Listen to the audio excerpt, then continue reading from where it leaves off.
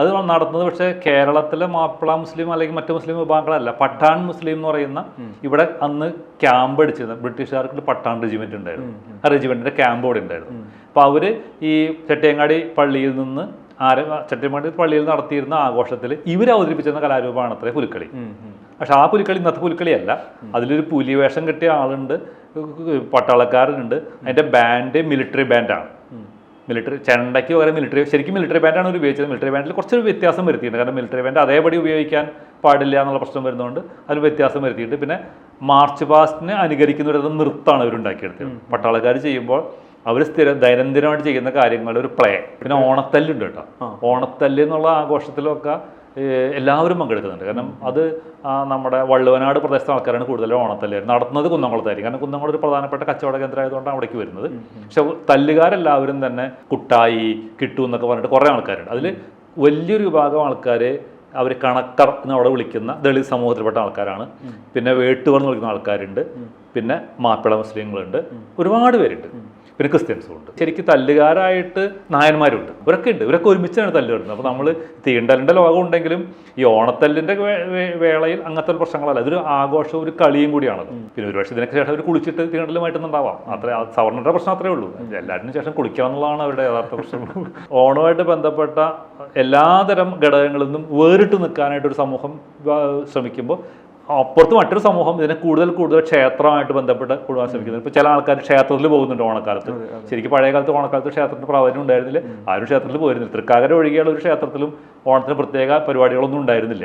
ഓണക്കാലത്ത് മിക്കവാറും ക്ഷേത്രങ്ങളിൽ ആളൊഴിഞ്ഞിട്ടാണ് കിടക്കാറുള്ളത്. കാരണം ജനങ്ങൾ മുഴുവൻ ഓണം ആഘോഷിക്കുന്നത് വീടുകളിലാണ്. പിന്നെ കളികളാണ് ഓണത്തിന് പ്രധാന ഘടകം. അപ്പോൾ വടംവലി ആയാലും തല്ലായാലും എന്തായിരുന്നാലും അതിനൊന്നും ക്ഷേത്രത്തിന് വലിയ പ്രാധാന്യമില്ല. പല മറ്റ് മതങ്ങൾക്ക് ഭൂരിപക്ഷമുള്ള സ്ഥലങ്ങളിൽ അവരുടെ രീതിയിൽ നമുക്ക് ഓണം ആഘോഷിക്കാൻ പറ്റണം. നമ്മൾ എല്ലാ സ്ഥലത്തും കാളനും ഓളനും എലിശ്ശേരിയും വെച്ച് ആഘോഷിക്കുന്നത് നമുക്ക് ഇറച്ചിക്കറി കൂട്ടി ഓണം ആഘോഷിക്കാമല്ലോ. അല്ലെങ്കിൽ തന്നെ കണ്ണൂർ പ്രദേശത്ത് ചിക്കൻ കറി വെച്ചാണ് തിരുവോണം ആഘോഷിച്ചിരുന്നത് പണ്ട് കാലത്ത് തന്നെ. ഓണം എന്നുള്ളതിനെ ഒരു സ്റ്റാൻഡേർഡ് ഫോമാക്കി മാറ്റുന്നതിന് പകരം അതിനെ വൈവിധ്യവൽക്കരിക്കുക.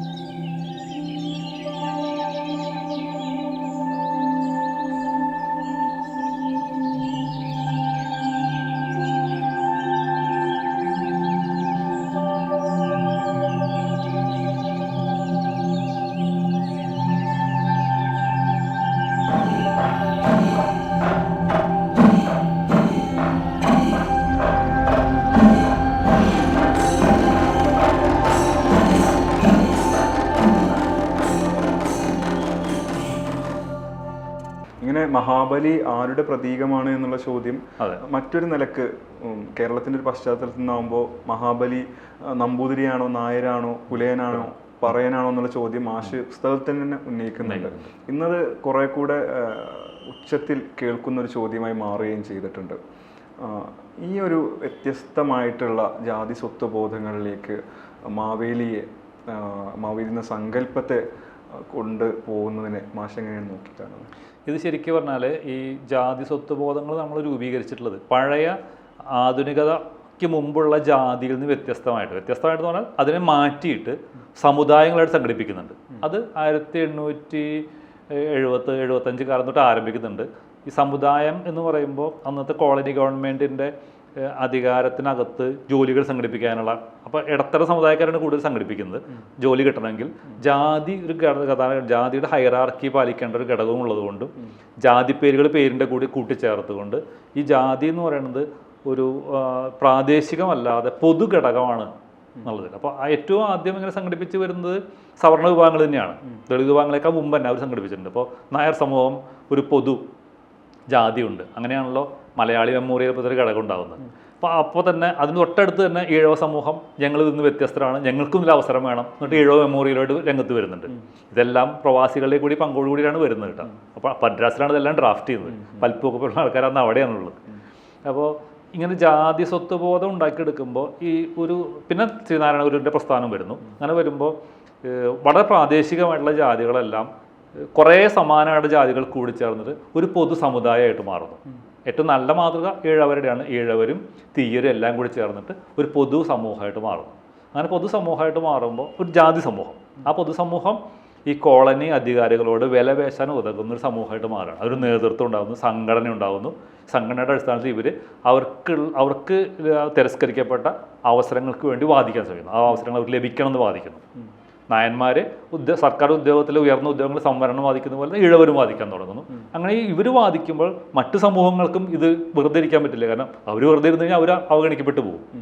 അപ്പോൾ ആരാണ് കൂടുതൽ ഒച്ച ഉണ്ടാക്കുന്നത് അവർക്കാണ് കൂടുതൽ അവസരങ്ങൾ ഉണ്ടാകുന്നത്. അപ്പോൾ അവരും വാദിക്കാൻ ശ്രമിക്കുന്നു. അങ്ങനെ കുറേ ജാതി സംഘടനകൾ നമുക്ക് രൂപം കൊള്ളാൻ കഴിയും. അതിൽ ഏറ്റവും കൂടുതൽ അവകാശങ്ങൾക്ക് ആവശ്യമുണ്ടായിരുന്നത് ദളിത് സമൂഹങ്ങളാണ്. അവരെ ഏറ്റവും ഒടുവിലാണ് രൂപം കൊള്ളുന്നതെന്ന് മാത്രം.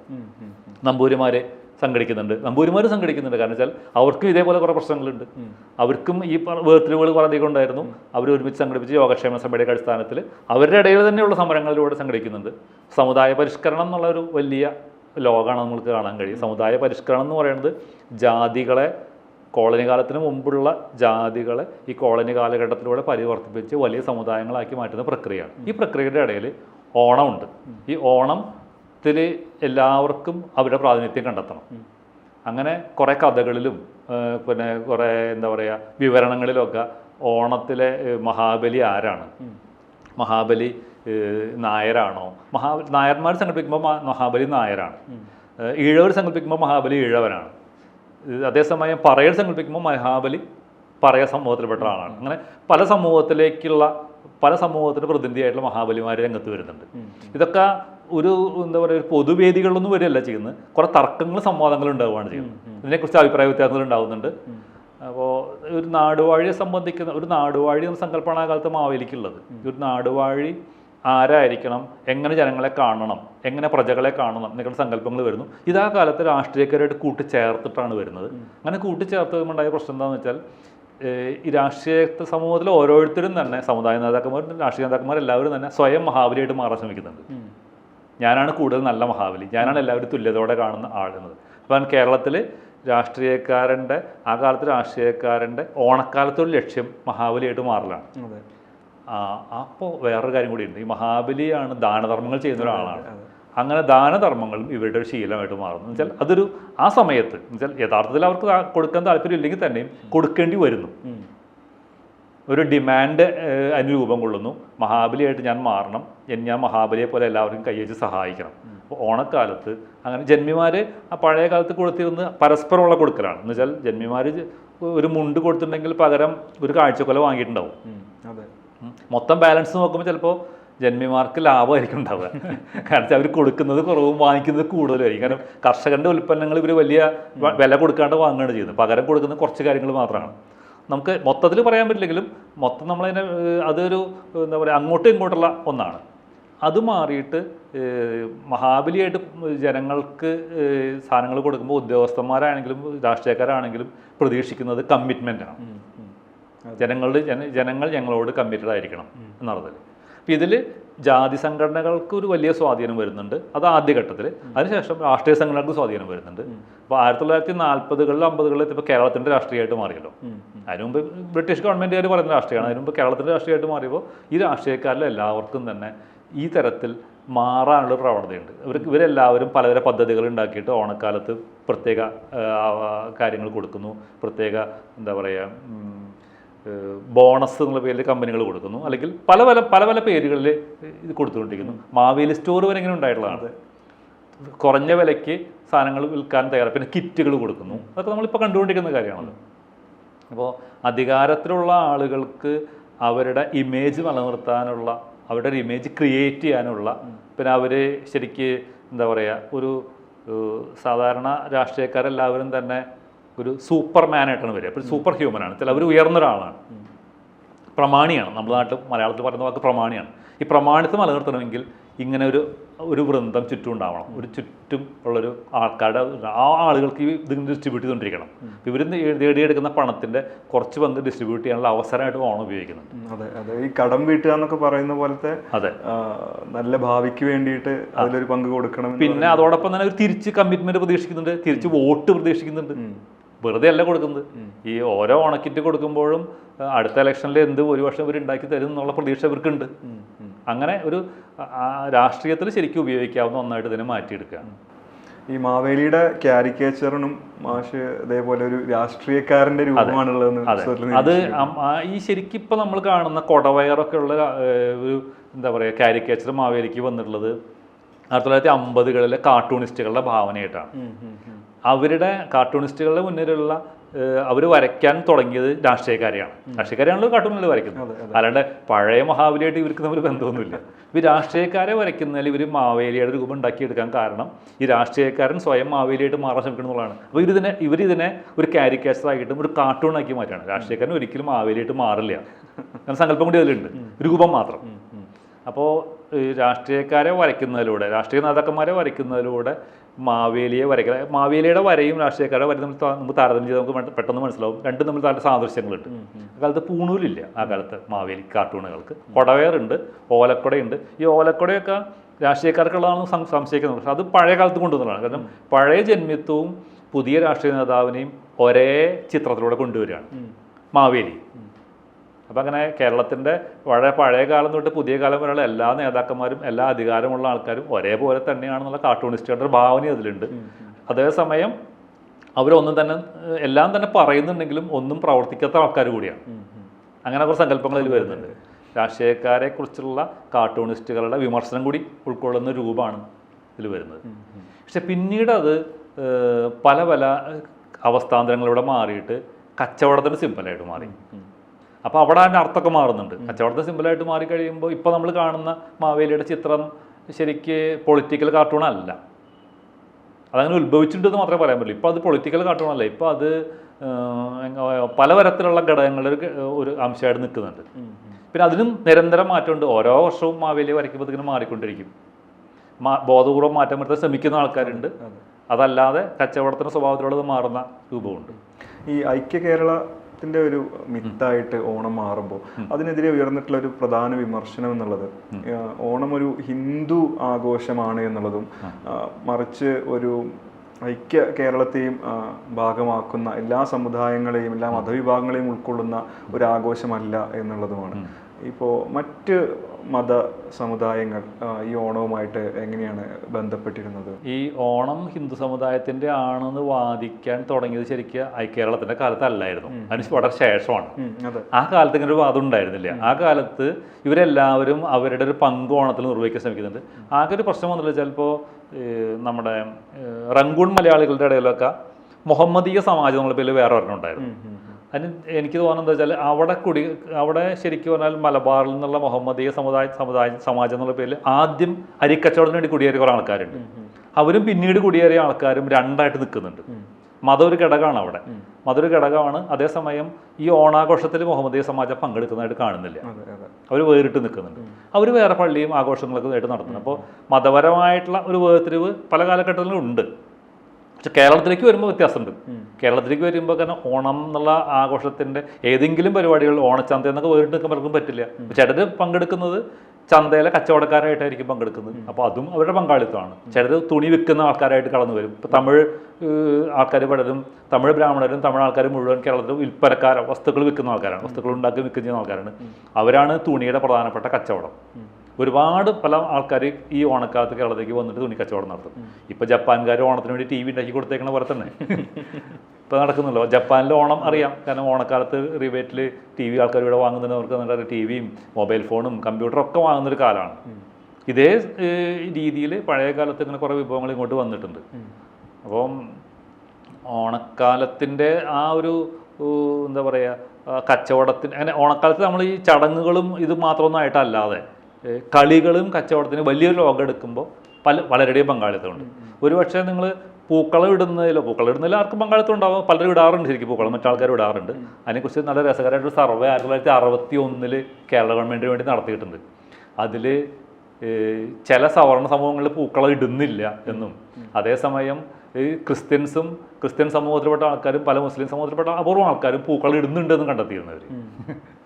ഇപ്പോൾ തൃക്കാക്കരയിലൊക്കെയുള്ള മുസ്ലിങ്ങളായിട്ടുള്ള ആളുകൾ തന്നെയും ഈ ഓണപ്പാട്ട് പാടി ഓണം ആഘോഷിച്ചിരുന്നു മാഷി പുസ്തകത്തിൽ. വീടുകളിൽ പോയിട്ട് പാട്ട് പാടുകയും ചെയ്യും, അതിന് ചെറിയ പ്രതിഫലം വാങ്ങുകയും ചെയ്യും. എന്നുവെച്ചാൽ അത് ഒരു പിന്നെ ഓണസദ്യയിൽ പങ്കെടുക്കും. ഏറ്റവും രസമുള്ള കാര്യം വെച്ചാൽ ഞാൻ താമസിച്ചിരുന്ന തൊട്ടടുത്തൊരു നാടുവാഴി കുടുംബം ഉണ്ടായിരുന്നു. അവർ ചെറളയത്തെ രാജാവ്. ഈ നാടുവാഴി നടത്തുന്ന ഒരു വലിയ രണ്ടോണത്തിൻ്റെ അന്നൊരു വലിയ ഓണസദ്യ നടത്തും. ഈ ഓണസദ്യ പ്രധാനമായിട്ടും നടത്തുന്നത് അവിടുത്തെ ക്രിസ്ത്യൻ കച്ചവടക്കാർക്ക് വേണ്ടിയിട്ടാണ്. കുന്നംകുളത്തെ ക്രിസ്ത്യൻ കച്ചവടക്കാർ, വലിയ സമ്പന്നരായിട്ടുള്ള കച്ചവടക്കാരുണ്ട്, വലിയ കുടുംബങ്ങളാണ്. എന്ന് വെച്ചാൽ വേണമെങ്കിൽ ഒരു രാജ്യം തന്നെ വാങ്ങാൻ കഴിയുന്ന കച്ചവടക്കാരാണ് വേണ്ടത്. അവരെയൊക്കെ വിളിച്ചു വരുത്തിയിട്ട് ഈ നാടുവാഴിയായിട്ട് തമ്പുരാൻ അവർക്ക് വലിയൊരു സദ്യ കൊടുക്കും. അവരെല്ലാവരെയും സ്വന്തം ഉമ്മറത്തിരുത്തിയാണ് ഭക്ഷണം കൊടുക്കുന്നത്. അപ്പോൾ അവിടെ അവരെല്ലാവരും സിറിയൻ ക്രിസ്ത്യൻസ് ആണ് കേട്ടോ, ദളിതരെയൊന്നും അതിൽ കൂടുതൽ ചേർത്തിട്ടില്ല. പിന്നെ പക്ഷെ അതിൽ പ്രധാനപ്പെട്ട അവിടുത്തെ എല്ലാ പണക്കാരെയും വിളിച്ചു വരുത്തും. അപ്പോൾ സാമ്പത്തിക ഘടകങ്ങൾ കൂടിയാണ് ഈ അവിടെ ജാതിയെ ഏതിനെ സ്വീകരിക്കണം ഏതിനെ സ്വീകരിക്കേണ്ടെന്ന് തീരുമാനിക്കുന്നതിൽ വരുന്നത്. ഇപ്പോൾ ചെറിയ വിഭാഗങ്ങൾക്കെതിരെയുള്ള എതിർപ്പുണ്ടാകുന്നത് അവർ സാമ്പത്തികമായിട്ട് ഉയർന്നു കഴിയുമ്പോൾ അവരെയും കൂടി ഉൾക്കൊള്ളിക്കാൻ ശ്രമമായിരിക്കുന്നത്. കാരണം അവരുടെ സമ്പത്തും അവരുടെ പങ്കാളിത്തവും ആവശ്യമുണ്ട്. നാടിനെ സമൃദ്ധമാക്കാൻ നാടുവാഴിക്ക് സമ്പത്ത് ഉണ്ടാക്കിയെടുക്കാൻ ഇവരൊക്കെ ആവശ്യമുണ്ട്.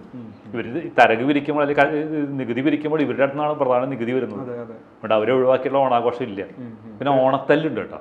ഓണത്തല്ല് എന്നുള്ള ആഘോഷത്തിലൊക്കെ എല്ലാവരും പങ്കെടുക്കുന്നുണ്ട്. കാരണം അത് നമ്മുടെ വള്ളുവനാട് പ്രദേശത്തെ ആൾക്കാരാണ് കൂടുതലും ഓണത്തല്ല് നടത്തുന്നത്. കുന്നംകുളത്തായിരിക്കും. കാരണം കുന്നംകുളം ഒരു പ്രധാനപ്പെട്ട കച്ചവട കേന്ദ്രമായതുകൊണ്ടാണ് അവിടേക്ക് വരുന്നത്.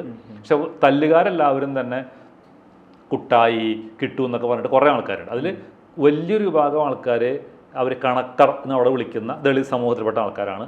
പിന്നെ വേട്ടുവർ എന്ന് വിളിക്കുന്ന ആൾക്കാരുണ്ട്. പിന്നെ മാപ്പിള മുസ്ലിങ്ങളുണ്ട്, ഒരുപാട് പേരുണ്ട്. പിന്നെ ക്രിസ്ത്യൻസും ഉണ്ട്.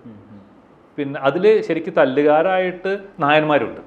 അവരൊക്കെ ഉണ്ട്. ഇവരൊക്കെ ഒരുമിച്ചാണ് തല്ലുകളുണ്ട്. അപ്പോൾ നമ്മൾ തീണ്ടലിൻ്റെ ലോകം ഉണ്ടെങ്കിലും ഈ ഓണത്തല്ലിൻ്റെ വേളയിൽ അങ്ങനത്തെ പ്രശ്നങ്ങളല്ല. ഇതൊരു ആഘോഷവും ഒരു കളിയും കൂടിയാണത്.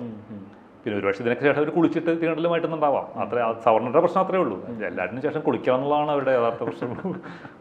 പക്ഷേ ഇത് പൊതു മത്സരങ്ങളുണ്ട് ഉണ്ടാക്കിയെടുത്തിട്ടുണ്ട്. അതിലെല്ലാവരുടെയും പങ്കാളിത്തമുണ്ട്. അപ്പോൾ ഇവർക്കൊക്കെ ഓണം ഉണ്ടെന്ന് പറയാമല്ലോ. അതെ അതെ അതെ. എല്ലാവരും ഒരുപോലെയല്ല ഓണം ആഘോഷിക്കുന്നതാണ് വ്യത്യാസമുള്ളത്. ഇപ്പോൾ ഉള്ളതുപോലെ മതപരമായുള്ള ധ്രുവീകരണം ആ കാലത്ത് ഇങ്ങനെ ഉണ്ടായിരുന്നില്ല. ജാതിയുടെ ധ്രുവീകരണമാണ് ഉണ്ടായിരുന്നത്. മതത്തിൻ്റെതായുള്ള ഈ മതത്തിൻ്റെതായിട്ടുള്ള ലൈനുകളുടെ ഇടയ്ക്കിൽ ഉണ്ടാക്കാറുള്ളത് കുറവായിരുന്നു. കാരണം മതത്തിൻ്റെ ലൈനുകളെക്കാൾ വളരെ ആഴത്തിലുള്ള ഒന്നാണ് ജാതിയുടെ ലൈനുകൾ. അപ്പോൾ ആ വേർതിരിവാണ് ശക്തമായിട്ടുണ്ടായിരുന്നത്. അതേസമയം അതും ചില അവസരങ്ങളിൽ ഉണ്ടാവില്ല. ചില അവസരങ്ങളിൽ അതൊക്കെ ഒഴിവാക്കിയിട്ട് ആൾക്കാർ പങ്കെടുക്കും. പക്ഷെ അത് പുരുഷന്മാരുടെ കാര്യത്തിലാണ്. ഈ ഓണത്തല്ലൊക്കെ കാണാനായിട്ട് സ്ത്രീകൾ വ്യാപകമായിട്ട് വന്നിരുന്നു പറയാൻ പറ്റില്ല. കുറച്ച് സ്ത്രീകളുണ്ടായിരുന്നു, പക്ഷെ വ്യാപകമായിട്ട് ഉണ്ടായിരുന്നില്ല. അതേസമയം ഓണവുമായി ബന്ധപ്പെട്ട് തൃശ്ശൂരിൽ കണ്ടുവരുന്ന ഒരു പുലിക്കളി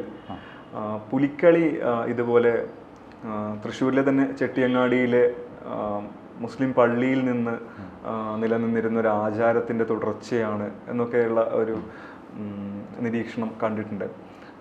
ഇങ്ങനെ പല സമുദായങ്ങളിൽ നിന്ന് ഉള്ള അനുഷ്ഠാനങ്ങളും ആചാരങ്ങളും ഒക്കെ ഭാഗമാവുന്ന ഒരു ഉത്സവമായിട്ട് ഓണം മാറുന്നുണ്ടോ? ഈ പള്ളിയിലെ ആചാരം എന്ന് പറയാൻ പറ്റില്ല, പക്ഷെ പള്ളിയിൽ നടത്തുന്ന ഒരു ആഘോഷത്തിന്റെ ഭാഗമായിട്ടുള്ള ഒന്നായിട്ട് നടന്നിരുന്നു എന്നാണ് അതിനെക്കുറിച്ചുള്ള അതിന്റെ ചരിത്രം അന്വേഷിച്ച് പോകുമ്പോൾ അങ്ങനെയാണ് കിട്ടുന്നത്. അത് നടത്തുന്നത് പക്ഷേ കേരളത്തിലെ മാപ്പിള മുസ്ലിം അല്ലെങ്കിൽ മറ്റു മുസ്ലിം വിഭാഗങ്ങളല്ല, പഠാൻ മുസ്ലിം എന്ന് പറയുന്ന ഇവിടെ അന്ന് ക്യാമ്പ് അടിച്ചിരുന്നത് ബ്രിട്ടീഷുകാർക്ക് പഠാൻ റെജിമെന്റ് ഉണ്ടായിരുന്നു. ആ റെജിമെന്റിന്റെ ക്യാമ്പ് ഇവിടെ ഉണ്ടായിരുന്നു. അപ്പോൾ അവര് ഈ ചെട്ടിയങ്ങാടി പള്ളിയിൽ നിന്ന് ചെട്ടിയങ്ങാടി പള്ളിയിൽ നടത്തിയിരുന്ന ആഘോഷത്തിൽ ഇവർ അവതരിപ്പിച്ചിരുന്ന കലാരൂപമാണ് അത്രേ പുലിക്കളി. പക്ഷെ ആ പുലിക്കളി ഇന്നത്തെ പുലിക്കളിയല്ല. അതിലൊരു പുലി വേഷം കെട്ടിയ ആളുണ്ട്, പട്ടാളക്കാരനുണ്ട്. അതിൻ്റെ ബാൻഡ് മിലിറ്ററി ബാൻഡാണ്. ചെണ്ടയ്ക്ക് പകരം ശരിക്കും മിലിറ്ററി ബാൻഡാണ് അവർ ഉപയോഗിച്ചത്. മിലിറ്ററി ബാൻഡിൽ കുറച്ചൊരു വ്യത്യാസം വരുത്തിയിട്ടുണ്ട്. കാരണം മിലിറ്ററി ബാൻഡ് അതേപടി ഉപയോഗിക്കാൻ പാടില്ല എന്നുള്ള പ്രശ്നം വരുന്നതുകൊണ്ട് അതിൽ വ്യത്യാസം വരുത്തിയിട്ട് പിന്നെ മാർച്ച് പാസ്റ്റിനെ അനുകരിക്കുന്ന ഒരു നൃത്തമാണ് ഇവരുണ്ടാക്കിയെടുത്തത്. പട്ടാളക്കാർ ചെയ്യുമ്പോൾ അവർ ദൈനംദിനമായിട്ട് ചെയ്യുന്ന കാര്യങ്ങളുടെ ഒരു കളി അവരുണ്ടാക്കിയെടുക്കുക. അത് ആ കളിക്കുള്ളിൽ ഉദ്യോഗസ്ഥന്മാരുടെ ഇതില്ല, ഉദ്യോഗസ്ഥന്മാരുടെ മേധാവിത്വം ഇല്ല. ഇങ്ങനെ ചെയ്യണം നിർത്തി നടക്കുക, അങ്ങനത്തെ പ്രശ്നങ്ങളില്ല. സ്വതന്ത്രമായിട്ട് കളിക്കാം. പിന്നെ ഒരു നഗരമാകുമ്പോൾ തൃശ്ശൂരിലെ പോലെ ഒരു ചെറിയ നഗരമാകുമ്പോൾ കുറച്ചൊരു സ്വാതന്ത്ര്യമുണ്ട്. പക്ഷേ ഇവിടെ വന്നിട്ടുള്ളത് പോലീസ് ഇൻസ്പെക്ടർ പാപ്പാളി എന്നാണ് അദ്ദേഹത്തിൻ്റെ പേര്. അദ്ദേഹം ഇത് നിരോധിച്ചിട്ടുണ്ട്. കാരണം ഇത് അശ്ലീല നൃത്തമാണെന്ന് പറഞ്ഞു. അപ്പോൾ പുരുഷന്മാരുടെ കണ്ണിൽ പുരുഷൻ്റെ തന്നെ ശരീര പ്രദർശനം എന്ന് പറയുന്നത് സ്ത്രീകൾ കാണുന്നത് വല്ലാത്ത വിഷമം ഉണ്ടാക്കുന്നുണ്ട്. മറ്റ് പുരുഷന്മാരുടെ ശരീരം തങ്ങളുടെ സ്ത്രീകൾ കാണുക എന്നുള്ള ഒരു മൊറാലിറ്റി പ്രശ്നമാണ് അതിൽ വരുന്നത്. അപ്പോൾ അതുകൊണ്ടാണ് അശ്ലീലം. അല്ലാത്തൊരു അശ്ലീലം അതിലുണ്ടായിരുന്നില്ല നമുക്കറിയാം. അപ്പോൾ ശരീര പ്രദർശനമാണ്, പുരുഷത്വത്തിന് ശരീര പ്രദർശനമാണ് അന്നുണ്ടായിരുന്നത്. പിന്നെ ഈ കളി ക്രമേണ മാറിയിട്ട് അത് കായികാഭ്യാസ പ്രകടനമായിട്ട് മാറി. അപ്പോൾ അതിൽ വേട്ടക്കാരൻ സാവകാശം ഇല്ലാതായി. പകരം ഈ എന്താ പറയുക, പുലിക്കുടം എന്ന് പറയുന്ന ഈ പട്ടാൺകാരൻ ഉപയോഗിച്ചിരുന്ന പ്രത്യേക തരത്തിലുള്ളൊരു ആകൃതിയിലുള്ളൊരു വസ്തുണ്ട്. അത് കേരളത്തിൽ വേറെ എവിടെയും കാണില്ല. അതൊക്കെ അതിൽ ഉപയോഗിക്കുന്നുണ്ട്. ആ പുലിക്കുടം ഇപ്പോഴും ഉണ്ട് കേട്ടോ. ഇപ്പോഴും നമ്മൾ പുലിയുടെ പിന്നിലുള്ള വണ്ടിയിൽ പുലിക്കുടം ഇടയ്ക്ക് രണ്ടെണ്ണമൊക്കെ പേരിന് വെക്കാറുണ്ട്. പഴയ പുലികളൊക്കെ അതിനെക്കുറിച്ച് പറയുകയും ചെയ്യും. പിന്നെ ഈ ഒലക്കേമ കളിക്കാന്ന് ഇവർ പറയുന്ന ഹൊറിസോണ്ടൽ ബാറിലുള്ള അഭ്യാസങ്ങളുണ്ട്. ജിംനാസ്റ്റിക്സിനെ പോലെ തന്നെ കുറേ അഭ്യാസങ്ങളുണ്ട്. അപ്പോൾ അങ്ങനെ പുരുഷത്വത്തിൻ്റെ ഒരു ശരീര പ്രദർശനത്തിന് കളിയായിട്ട് ഇത് മാറി. അപ്പോഴൊക്കെ അതിൻ്റെ മതപരമായുള്ള ഘടകങ്ങളൊക്കെ പിന്നീട് പോയി. പിന്നെ അത് എപ്പോഴും ഈ നിരോധിക്കപ്പെട്ട ഈ കളി പിന്നീട് നാളാണ് പിന്നീട് വരുന്നത്, കളിയായിട്ട് വരുന്നത്. അപ്പോഴേക്കും ഈ പട്ടാൺ റെജിമെൻ്റ് ഒക്കെ ഇവിടുന്ന് പോയിട്ടുണ്ടായിരുന്നു. പട്ടാൺ റെജിമെൻറ്റിൽ ഇവിടുന്ന് ഏറ്റെടുത്തുള്ളത് ഈ തൃശ്ശൂർ അങ്ങാടിയിലെ കുറച്ച് തൊഴിലാളികളാണ്. അവരാണ് ഈ കളി അനുകരിച്ചിട്ട് അവരുടെ രീതി ഇപ്പോഴും അവരാണ് കളിക്കുന്നത്. ഇപ്പോഴും നമ്മൾ നോക്കിയാൽ അറിയാം, പുലിക്കളിയുടെ പ്രധാനപ്പെട്ട സംഘാടകരും പുലിക്കളി നടത്തുന്നതും തൃശ്ശൂർ അങ്ങാടിയിൽപ്പെട്ട ആൾക്കാരാണ്. അത് ഗ്രാമങ്ങളിൽ നിന്നുള്ള ആൾക്കാരല്ല. ഗ്രാമങ്ങളിൽ നിന്ന് കുടിയേറിയോ അല്ലെങ്കിൽ ഗ്രാമങ്ങളിൽ നിന്ന് വന്നിട്ട് ഇവിടെ താമസിക്കുന്ന ആൾക്കാരാണ് പ്രധാനമായിട്ട് ഇതിലുള്ളത്. തൃശ്ശൂരിൻ്റെ ചുറ്റുപാടുള്ള പ്രദേശങ്ങളിൽ നിന്നാണ് എല്ലാ സംഘങ്ങളും വരിക. ഇവരെല്ലാവരും ഈ മാർക്കറ്റുകളിൽ അല്ലെങ്കിൽ അനുബന്ധ ജോലികളിൽ പണിയെടുക്കുന്ന ആൾക്കാരാണ്. കർഷക തൊഴിലാളികളിൽ നിന്നുള്ള ആൾക്കാരല്ല ഇവർ. ആ വലിയൊരു വ്യത്യാസമുണ്ട്. നഗരത്തിന്റെ ഒരു കലയാണ് ശരിക്കും പുലിക്കളി എന്ന് പറഞ്ഞാൽ. ഈ പാപ്പോളിന്ന് പോലീസുകാരന് ഇത് നിരോധിക്കുന്ന സമയത്ത് ഇവിടുത്തെ കച്ചവടക്കാരായിരുന്ന ഈ പട്ടാണി മുസ്ലിങ്ങളുടെ തന്നെ സുഹൃത്തുക്കളായിരുന്ന ചെട്ടിയാന്മാര് പിറ്റേ വർഷം ഇത് ഏറ്റെടുക്കുകയും അങ്ങനെയാണ് ഓണത്തിന്റെ ഭാഗമായി മാറുന്നത്. അവരുടെ ഒപ്പം തന്നെ ഇവിടെയുള്ള ചുമട്ട് തൊഴിലാളികളുണ്ട്, അവരും കൂടി ഇത് ഏറ്റെടുത്തു. കാരണം വെച്ചാൽ ഇതൊരു ഹരം ഉണ്ടാക്കുന്ന ഒരു കളിയായിരുന്നു അവർക്ക്. ഇത് ഇവർ നിരോധിക്കുമ്പോൾ അവർ ആകെ അത്ഭുതപ്പെട്ടത്. നിരോധിക്കാൻ മാത്രമേ ഒന്നും തന്നെ ഉണ്ടായിരുന്നില്ല എന്നുള്ളതാണ് സത്യം. അപ്പോൾ അങ്ങനെ ഇവരിത് ഏറ്റെടുക്കി. പിന്നെ ഇൻസ്പെക്ടറൊക്കെ മാറിപ്പോയി, പിന്നെ അതിന് വലിയ പ്രശ്നങ്ങളൊന്നും ഇല്ലാതായിട്ട് മാറി. പിന്നെ പക്ഷേ എൻ്റെ കുട്ടിക്കാലത്ത് വരെ അത് കാണുന്നതിന് കുറച്ച് വിലക്കുകളുണ്ട് എന്നുള്ളതാണ് ശ്രദ്ധിക്കുന്നത്. സ്ത്രീകളെയാണ് വിലക്കിയിരുന്നത്, മുതിർന്ന സ്ത്രീകൾ. കുട്ടികൾക്ക് കാണാം, പ്രായപൂർത്തിയായിട്ടുള്ള സ്ത്രീകൾ പുലിക്കളി കാണുന്നത് എന്തോ ഒരു സദാചാരപരം അല്ല എന്നുള്ളൊരു വിലക്ക് തൃശ്ശൂർക്കാർ കുറച്ചു കാലം പുലർത്തിയിരുന്നു. പക്ഷേ പിന്നീട് അത് മാറി. പിന്നെ ഒളിച്ചും തെളിച്ചൊക്കെ ആൾക്കാർ കാണാറുണ്ട്. സവർണ സ്ത്രീകൾക്ക് ഭയങ്കര വിലക്കുണ്ടായിരുന്നു. പുലിക്കളിയൊന്നും കാണാൻ പോകണ്ടില്ല, ഇത് ആണുങ്ങളുടെ നഗ്നത പ്രദർശനമല്ലേ, നിങ്ങളെന്തിനത് കാണാൻ പോകണം, അങ്ങനെ പറയുമ്പോൾ പിന്നെ ഇവർ പിൻവാങ്ങുന്നതാണ്. പക്ഷെ ഇങ്ങനെ പറയുന്നതുകൊണ്ട് തന്നെ കാണാൻ പോകുന്ന ആൾക്കാരുണ്ട്. അതൊരു കാര്യമാണ്. അതേസമയം ദളിത് സമൂഹത്തിലെ സ്ത്രീകൾക്ക് ഇത്ര വിലക്കുകൾ ഉണ്ടായിരുന്നില്ല. അവർ കുടുംബത്തോടെ പോയിട്ട് കാണാറുണ്ട്. കുട്ടികളും ഭാര്യയും മക്കളും ഒക്കെ എല്ലാവരും കൂടിയാണ് ഒരുമിച്ച് പോയി കാണുക. പക്ഷെ ഇപ്പോൾ നമ്മൾ നോക്കിക്കഴിഞ്ഞാൽ കാണാൻ പുലിക്കളിക്ക് അങ്ങനെയുള്ള വിലക്കുകളൊന്നുമില്ല. പക്ഷെ പുലിക്കളിയുടെ സ്വഭാവം തന്നെ മാറിയെന്ന് മാത്രം.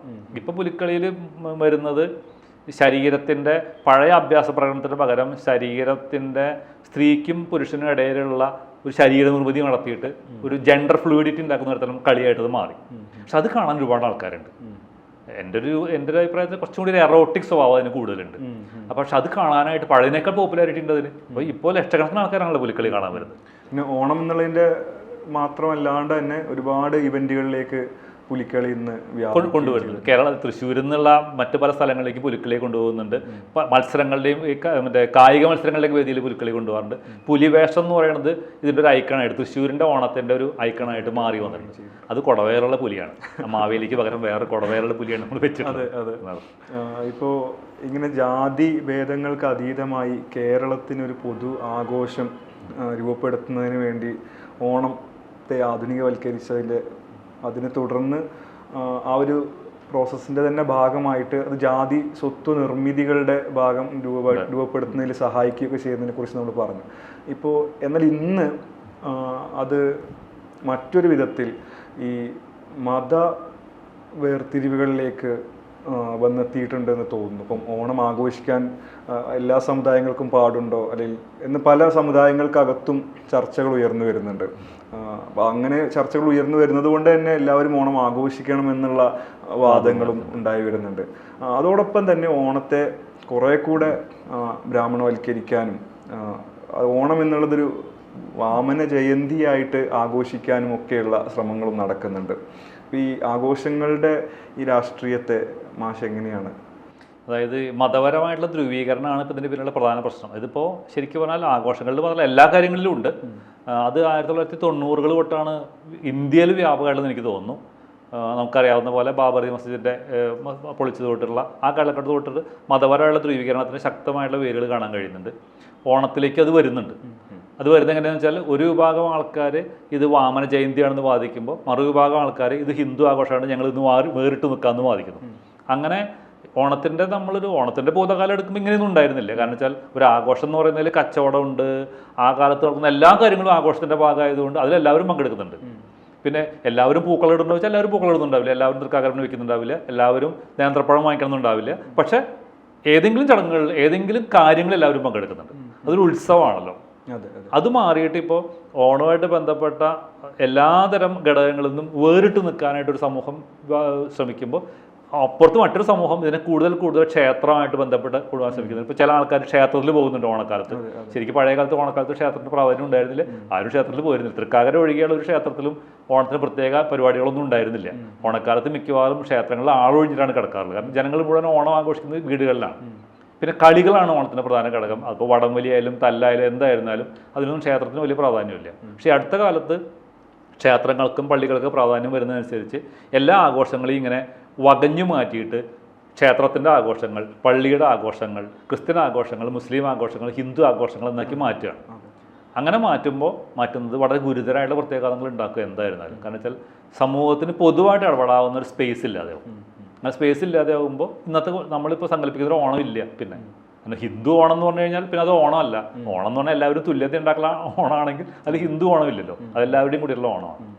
അപ്പോൾ ഈ ആഘോഷത്തിൻ്റെ ഒരു സത്തയ്ക്ക് തന്നെ ഇത് വിരുദ്ധമാണ് ഈ വേർതിരിവുകൾ. ഈ വേർതിരിവുകളെ നമുക്ക് അതിജീവിക്കാനുള്ള ഏറ്റവും നല്ല വഴി എന്താണെന്ന് വെച്ചാൽ ഇത് എല്ലാവരുടെയും ആഘോഷമാണെന്ന് വെറുതെ പറയലല്ല, അങ്ങനെ തന്നെ ആഘോഷിക്കലാണ്.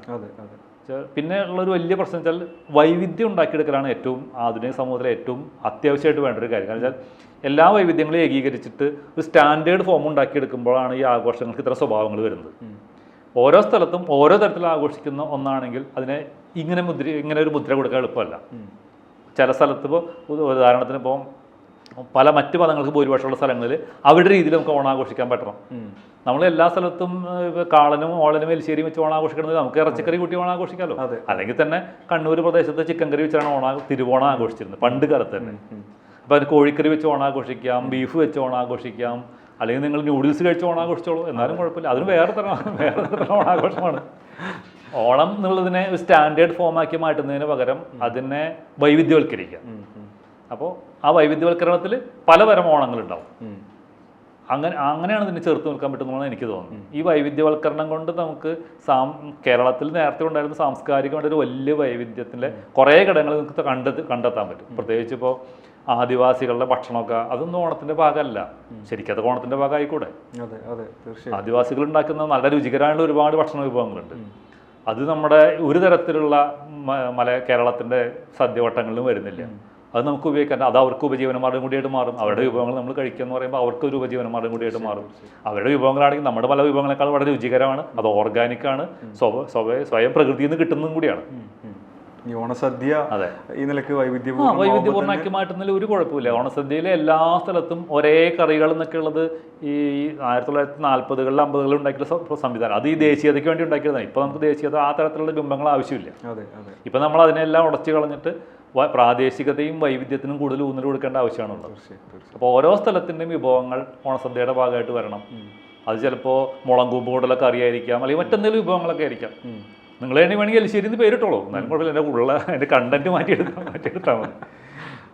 അതുകൊണ്ടാണ് പണ്ട് നമ്മുടെ KN കാളൻ മാത്രമല്ല കാള കൊണ്ടും ഓണം ആഘോഷിക്കാം ഇത് വാദിച്ചത്. അത് ശരിയായിട്ടുള്ള വാദം തന്നെയാണ്. വെച്ചാൽ അങ്ങനെയും ഓണം ആഘോഷിക്കുന്നതിൽ തെറ്റൊന്നുമില്ല. പലതരത്തിലും ആഘോഷിക്കാവുന്ന ഒന്നാണ് ഓണം. സദ്യ എന്ന് പറയുന്നതിൽ ഒരു വൈവിധ്യം. അല്ലെങ്കിൽ തന്നെ ഇപ്പോൾ നമ്മുടെ നാട്ടിലെ ആൾക്കാർ ധാരാളമായിട്ട് നോൺ വെജിറ്റേറിയൻ ഭക്ഷണം കഴിക്കുന്നുണ്ട്. ഓണത്തിൻ്റെ അന്ന് മാത്രം വെജിറ്റേറിയൻ കഴിച്ച് പിറ്റേ ദിവസം നോൺ വെജിറ്റേറിയൻ കഴിക്കുന്ന ആൾക്കാരുണ്ട്. അപ്പോൾ ഈ ഓണം എന്ന് പറയുന്നത് 10 ദിവസത്തെ ആഘോഷമാണെങ്കിൽ ഇതെല്ലാം ഉൾപ്പെടുത്താം. തീർച്ചയായിട്ടും കുറെ കൂടെ വൈവിധ്യപൂർണ്ണമായിട്ടുള്ള അപ്പോൾ എല്ലാവർക്കും പങ്കാളിത്തം ഉണ്ടാക്കിയെടുക്കാനും പറ്റും. തീർച്ചയായിട്ടും. പിന്നെ എല്ലാവരും ഒരേ വസ്ത്രം അങ്ങനെയൊന്നുമില്ല, വസ്ത്രത്തിൻ്റെ വൈവിധ്യം ഉൾപ്പെടുത്താവുന്നതാണ്. ഒരു യൂണിഫോമിറ്റിയും സ്റ്റാൻഡേർഡൈസേഷനും ആണ് ശരിക്ക് ഈ അതൊരു പ്രത്യേക കാലഘട്ടത്തിൽ ദേശീയത പോലുള്ള കാര്യങ്ങൾ ഉണ്ടാക്കിയെടുക്കാൻ വേണ്ടി ഉപയോഗിച്ചിട്ടുള്ളതാണ്. അതൊരു പ്രത്യേക കാലഘട്ടത്തിന് വേണ്ടിയുള്ള ഐഡന്റിറ്റിയാണ്. ഇപ്പോൾ സ്വാതന്ത്ര്യ സമരത്തിന് വേണ്ടി ഇന്ത്യൻ ദേശീയ നമ്മൾ ഉണ്ടാക്കിയെടുത്ത പോലെ എല്ലാ സമയത്തും അതിൻ്റെ ആവശ്യമില്ല. മറ്റു സമയങ്ങളിൽ അതിൻ്റെ വൈവിധ്യമാണ് നമ്മൾ ആഘോഷിക്കേണ്ടത്. എന്നാൽ ഇപ്പോൾ കോളേജുകളിലും വിദ്യാഭ്യാസ സ്ഥാപനങ്ങളിലും ഒക്കെ ഉൾപ്പെടെ നമ്മൾ ഓണക്കാലം ആവുമ്പോൾ ഈ പറഞ്ഞ പോലെ സ്റ്റാൻഡർഡൈസേഷനിലേക്ക് വരികയാണ്.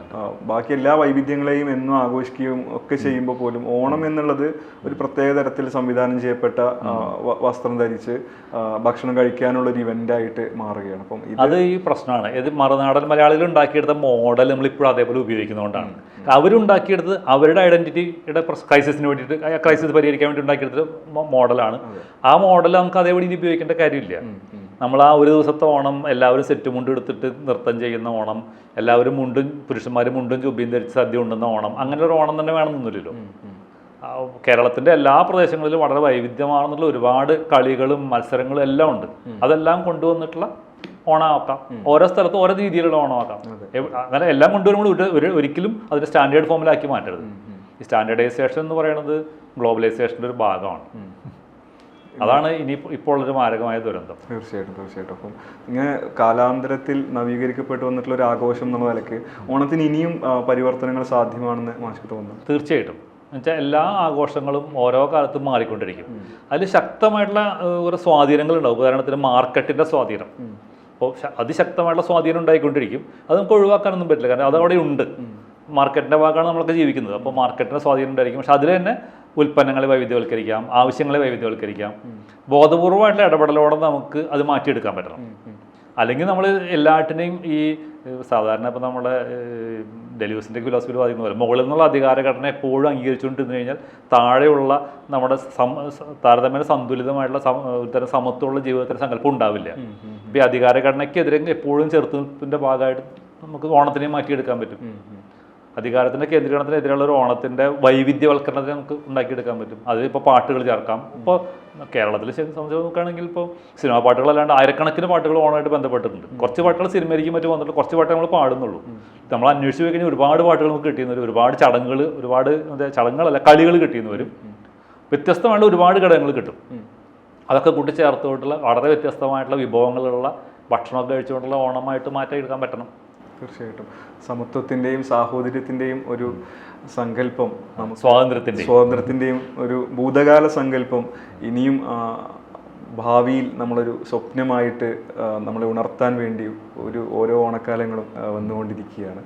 അപ്പോൾ അത്തരമൊരു സ്വപ്നം സാക്ഷാത്കരിക്കാൻ നമുക്ക് കഴിയട്ടെ എന്ന് തന്നെ വിചാരിക്കാം. അവസാനമായിട്ട് എനിക്ക് ചോദിക്കാനുള്ളൊരു കാര്യം, നമ്മൾ ഈ സംഭാഷണത്തിൻ്റെ ഇടയ്ക്ക് വെച്ച് ബ്രേക്ക് ചെയ്തു പോയൊരു ഇടം കൂടിയാണ്. ഇപ്പം നേരത്തെ നമ്മൾ പറഞ്ഞു മറുനാടൻ മലയാളികളുടെ ഓണത്തെക്കുറിച്ച് പറഞ്ഞു. ഇന്ന് ഓണത്തെ സജീവമായി നിലനിർത്തുന്ന ഒരു പ്രധാന ഘടകം മാർക്കറ്റ് പോലെ തന്നെ മീഡിയയാണ്. ഇപ്പോൾ പുസ്തകത്തിൻ്റെ അകത്തും മാഷ് മീഡിയ എങ്ങനെയാണ് ആഴ്ചപ്പതിപ്പുകളും പിന്നീട് ടെലിവിഷനും ഒക്കെ ഇതിനകത്ത് പ്രവർത്തിക്കുന്നതെന്ന് മാഷ് ഒബ്സർവ് ചെയ്യുന്നുണ്ട്. അപ്പോൾ ഈ മാധ്യമങ്ങളും നമ്മൾ നേരത്തെ സംസാരിച്ചതുപോലെ തന്നെയുള്ള ഓണത്തെക്കുറിച്ചുള്ള ഈ സങ്കല്പങ്ങളിൽ സെറ്റുമുണ്ടും ഇലസദ്യയും കഴിച്ചിട്ടുള്ള ഈ സങ്കല്പത്തിൽ മാറ്റങ്ങൾ വരുത്തേണ്ടതില്ല. അതിലൂടെ തന്നെയല്ലേ നമുക്ക് ഒരു മാറ്റം സാധിക്കും? തീർച്ചയായിട്ടും. എന്നുവെച്ചാൽ മാധ്യമങ്ങളിൽ വളരെ എളുപ്പം കിട്ടാവുന്ന ചിത്രങ്ങൾ ഉപയോഗിക്കലും വളരെ എളുപ്പം കിട്ടാവുന്ന നറേറ്റീവ്സ് ഉപയോഗിക്കലും ഒരു ശീലമായിട്ട് മാറുന്നുണ്ട്. കുറച്ച് കഷ്ടപ്പെട്ട് മറ്റു സ്ഥലങ്ങളിൽ പോയിട്ട് നമുക്ക് വ്യത്യസ്തമായിട്ടുള്ള കാര്യങ്ങൾ ഏറ്റെടുക്കാൻ കുറച്ച് പേരെ തയ്യാറാവുന്നുള്ളൂ. അങ്ങനെ തയ്യാറാവുന്നവർ ഇപ്പോൾ എടുക്കുന്നത് ഉദാഹരണത്തിന് ഇപ്പോൾ ഓണപ്പൊട്ടനൊക്കെ അടുത്ത കാലത്ത് ഉയർന്നു വന്നതാണ്. ഇങ്ങനെ അത് ഒരു കാലത്തുണ്ടായിരുന്നു, പിന്നെ അത് വലിയ മറ്റേ പൊതു സ്ട്രീമിൽ ഇല്ലാതെയായി പോയി.